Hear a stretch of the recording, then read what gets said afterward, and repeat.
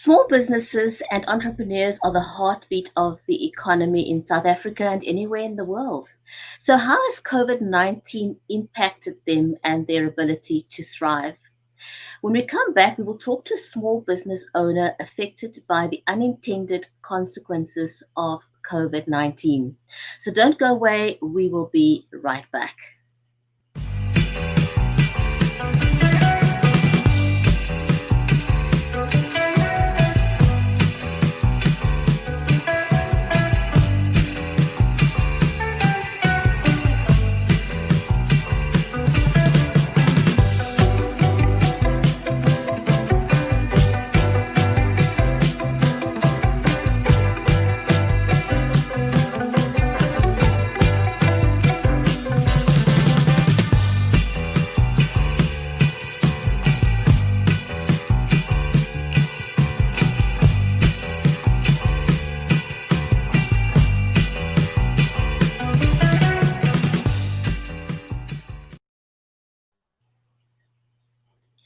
And welcome back. If you're just joining us, this is BackChat with Bridgetti.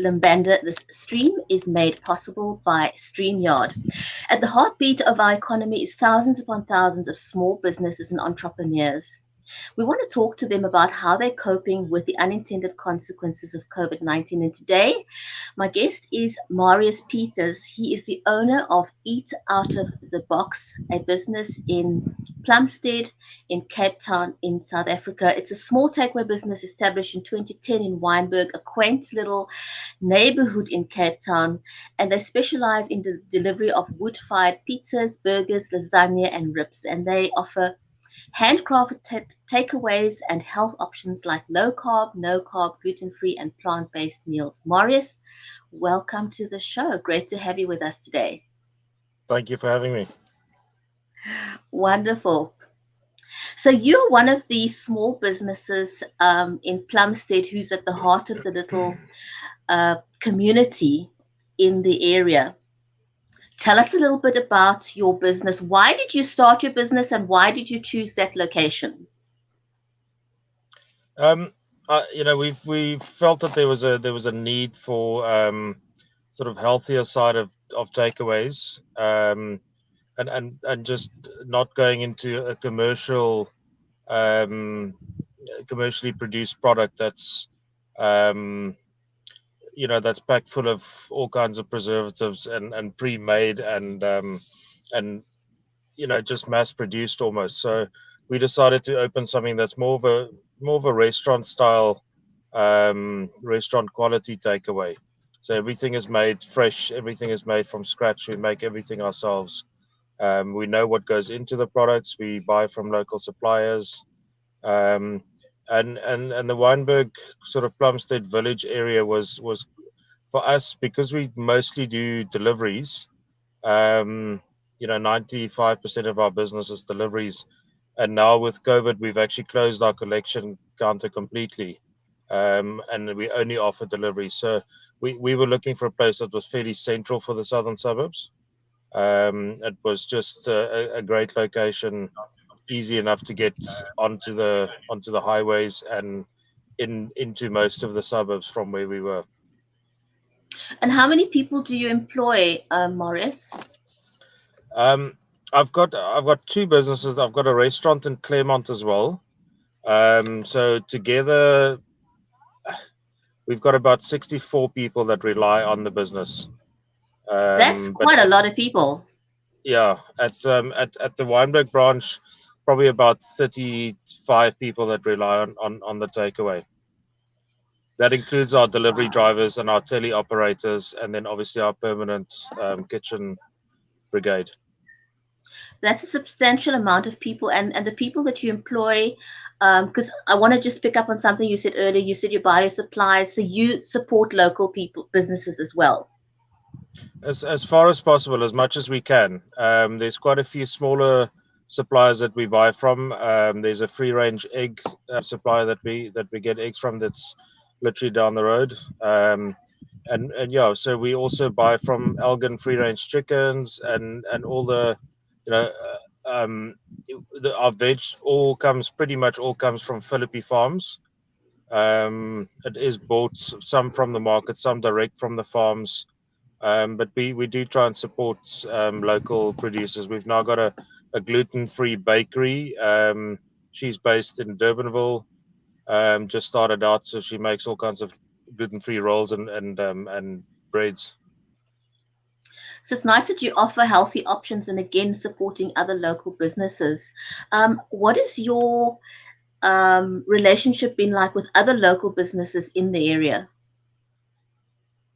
Um, I think we've all been quite hard at work, and don't really get too much time to interact with them. But I have lately, with the group that was started, we started sort of interacting, and I actually started chatting to the owners of these businesses quite a bit more. But we haven't really done any sort of collaborations or anything like that. But it's not impossible to do.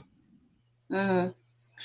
So tell me a little bit about how your business has been impacted by COVID-19 overall, because obviously that's had a knock-on effect on your ability to pay your staff and suppliers.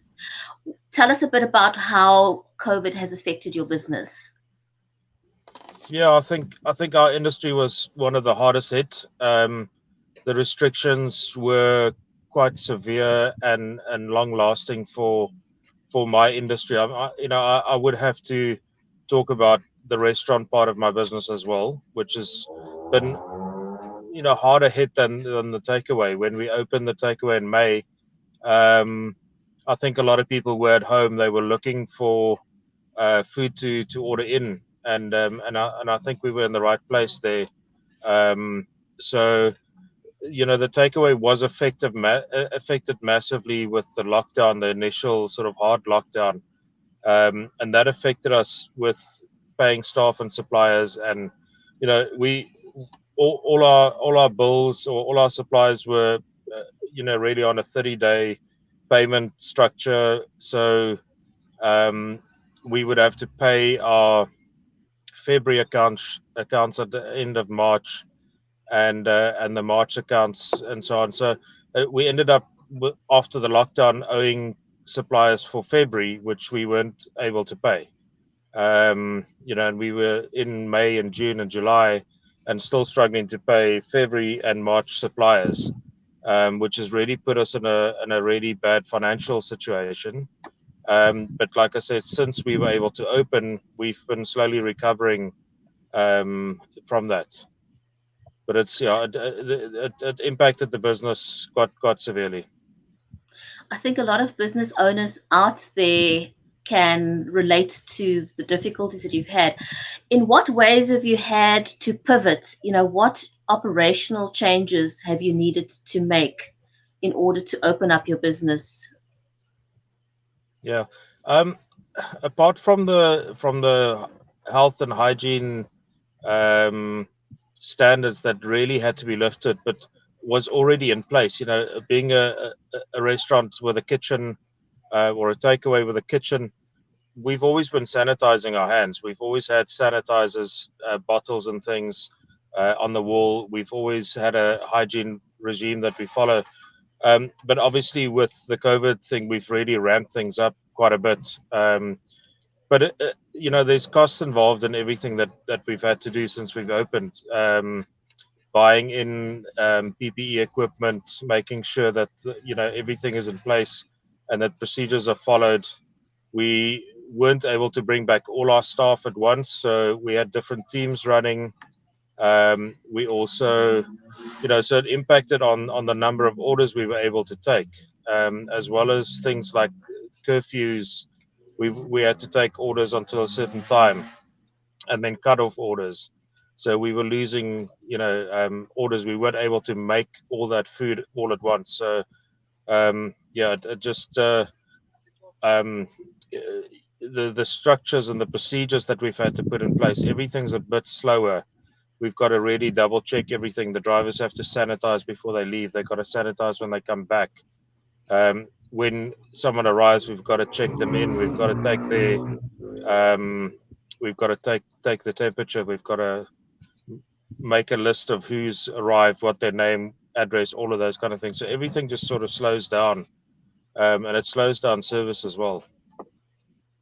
I'm sure. I mean, there's a lot of procedures that you have to follow, to have had the ability to open up safely. But just picking up on the additional expenses that you've got of PPE, do you have a picture of how much that's costing you per month? Um, yeah, I think you're probably looking at about 2 or 2,500 rand a month, in sanitizer and equipment, and making sure that everything is kept up, to date as well. Yeah. So not only are you running behind with bills as far back as February because of COVID, you had to open up your business. Your hands are tied. Business is slower because of the additional processes in place with COVID. Plus, you've got this additional expense of paying for PPE and making sure that not only your staff is kept safe, but that food is delivered safely to your clients. So I want to shift the conversation a little bit now to one of the other challenges that businesses in the area have highlighted, and that is the fact that there's a tented community of people that have moved into the area. Can we talk a little bit about how that has affected your business? Um, yeah, I think generally it What are the brings. challenges what are the challenges that raises for your business? I think it just brings the area down completely, around there. And, being a food business, we do have people that drive past there, and it just there's mess everywhere in the streets, and people living in tents across the road. They're hanging up their washing. There's, the street corners become ablution blocks and things like that. So it's just not generally a nice place to trade in. Although we do mostly deliveries, people do know where we are. We're not a completely dark kitchen where you're not really sure where the food's coming from. So it's just not a nice environment anymore to operate a business in, especially a food business. So let's talk about this tented community that's on your doorstep there and on the doorstep of many other businesses. I mean, there's well-known businesses in this vicinity. We've got a Pick and Pay, for example, that's there. We've got a Shell garage that's there, and it's a high visibility area. As far as you know, the tented community that's moved in there that's now using this area as an ablution block, and I believe there's prostitution and all kinds of things going on there. Are these, to the best of your ability, are these people that have fallen on hard economic times that are living there, or what is the sense that you're getting? Look, I think, um, a lot of the help has been offered to them. So, um, uh, most of the people that are there currently have chosen to be there. Um, there is alternatives. There are shelters. The shelters have, the people have been out to talk to them. The social workers, they don't want that help. They just want, to stay on the street, and and not have to abide by any rules. So it's not that they've fallen on hard economic times. These are people that choose to live there despite that they've got other options. Um, how has this affected your staff? I mean, does this impact them? Do you have female staff? How do they feel about this new change in their environment? Yeah, my I do have female managers. So, um, all my management at the takeaway are females, and they lock up the shop sometimes at night by themselves. We've now had to start calling a security company or our security provider to come and lock up with us at night. Um, they've requested me not to get involved with the street people because they fear, retaliation by these people. So, I would normally, um, sort of get involved if they were on my premises, or something like that. But when we've had altercations with these people in the past, um, my staff have come to me and said, please do not get involved with these people, because when you go home, we are here alone and we've got to lock up shop and we are scared, and they fear for their lives because they've got to lock up there. They don't know if someone's going to come up there while they're locking up, or when they get into their cars in the parking lot. There's just a lot of new faces recently, new people that have moved in that are staying there, and then there are gangsters coming around and visiting these people on a daily basis. They sit there, they watch the shop, they hang around in the parking lot. Our drivers are scared to leave their cars. We've had vehicles stolen, we've had vehicles broken into. So yeah, the staff are not happy about the situation either. That's quite a bit to contend with, given that you've already had this huge setback with COVID and the unintended consequences. Um, how has or what has the response been like from law enforcement and the city of Cape Town? Have you had any help from those two avenues? We have, and I'm a neighborhood watch patroller myself, and I do work and assist law enforcement and SAPS a lot of times, and I believe they're trying to do their best. There's been a lot of calls logged for these people living there, for open fires, for transgression of bylaws and things like that, and they do come out, but I think their hands are pretty much tied. And there's an excuse of, oh, it's COVID, we can't move people, the city won't let us move people. I think a few instances were handled incorrectly, and now there's sort of a blanket, no, we can't do anything about it. These people are living, out in the open. They are breaking bylaws daily, and there's no consequences. And the What are the authorities kind seem of to be sorry to interrupt you. What are the kind of bylaws that you're aware of that they are breaking? I mean, what exactly are they doing?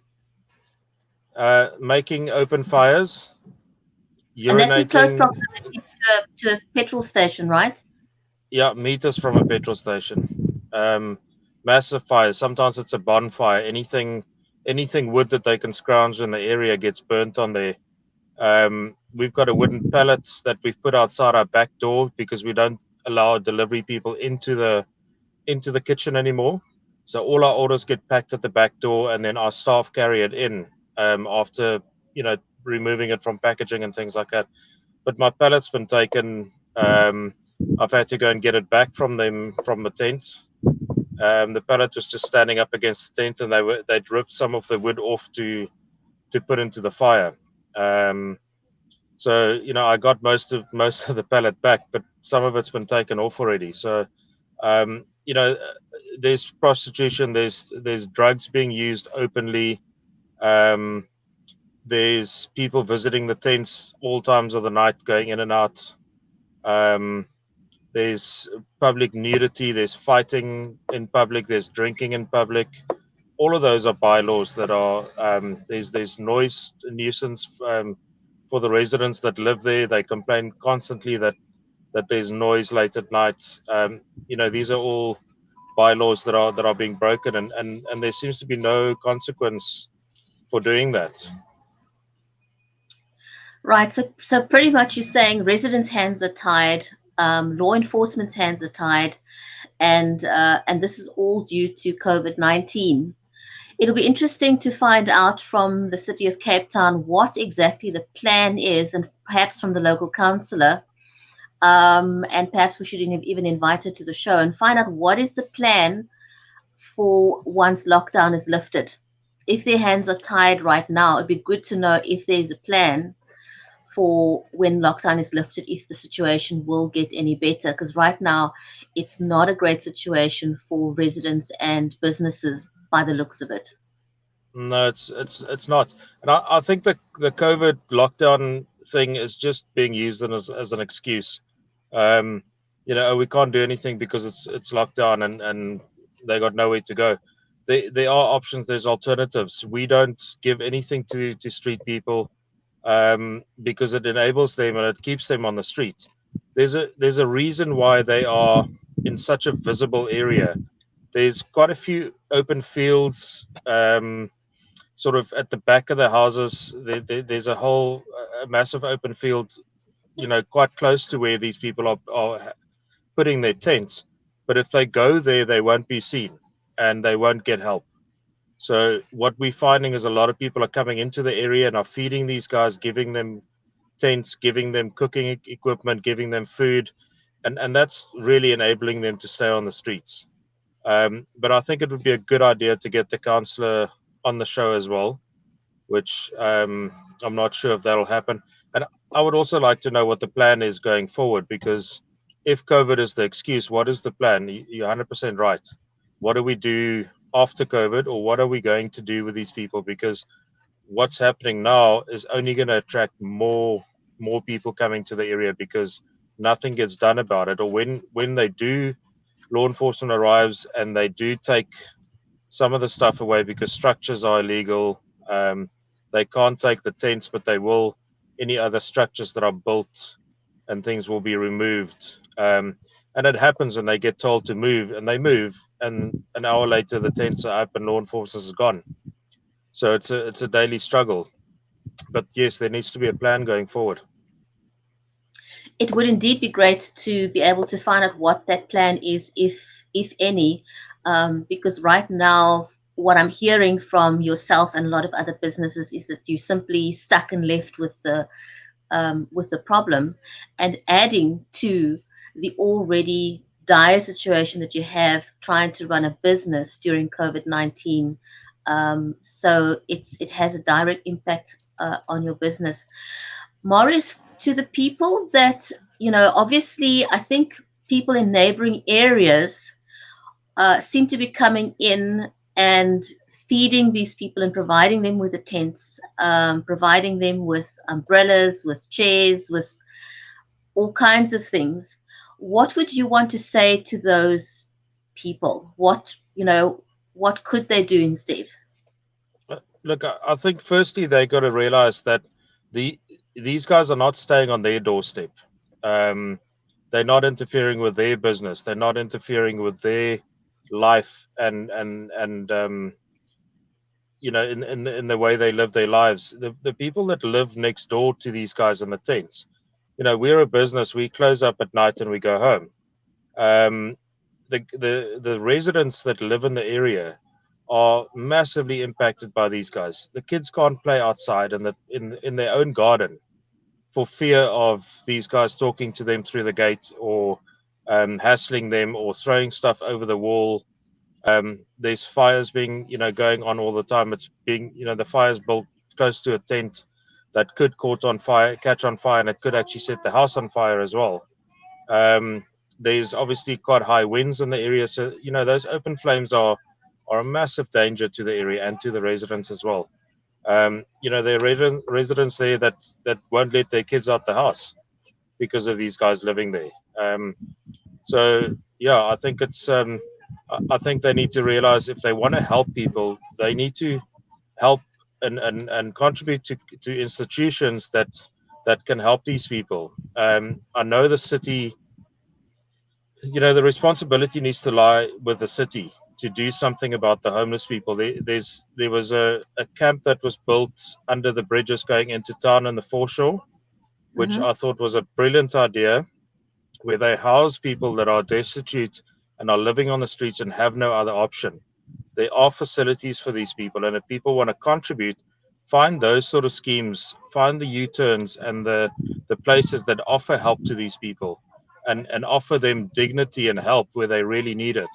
The problem is the people we deal with are not destitute. They want to be there, and they are getting support from the local community, people driving past feeling sorry for them and dropping off food, which helps them today, but it also, like I said, enables them to stay on the street.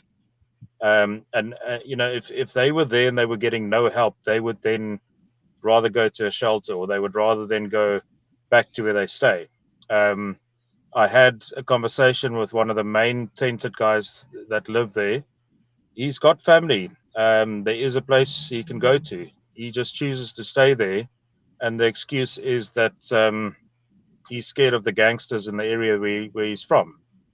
Um, but we know there are very much known gangsters visiting him as well, and hanging out in the tents and drinking and doing all sorts of things.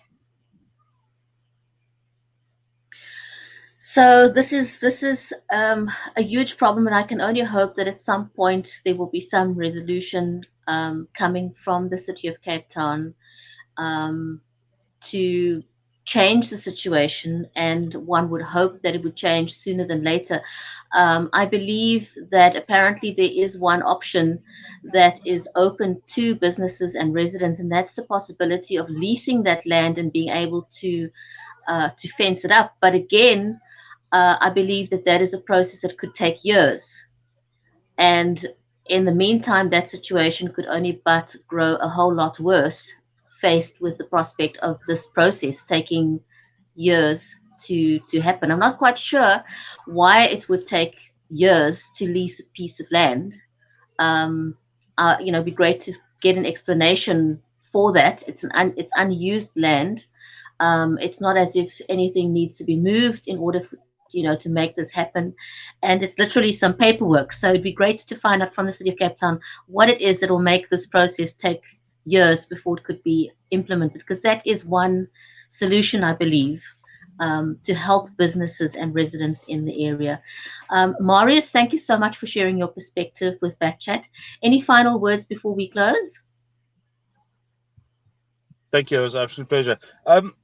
I think people might say, but you're a business, and maybe you should also look at helping the people in the area. But like I say, we've got our hands full trying to run our own businesses and trying to survive at the moment. And to put the onus on the business owners and the residents in the area for us to, we've now got to start an association. We've now got to apply to council to lease the land, put fences up. That's all coming down to us, and the costs are going to fall on us. um, why do we have to do that when we are busy, struggling to keep afloat at the moment? So I think that needs to be answered by council as well. I think that's a good note to end the show on. Thank you very much, Marius. Thanks for sharing your Thank you. story of Eat Out of the Box, your COVID story, and also the challenges that you're currently facing. I wish you well, and I hope that we could find some resolution. Thanks very much. Thank you very much for highlighting this. Big pleasure. Thanks everyone for watching. Please could we ask that you share this so that more people are aware of the situation facing businesses under pressure. Take care and have a great day further.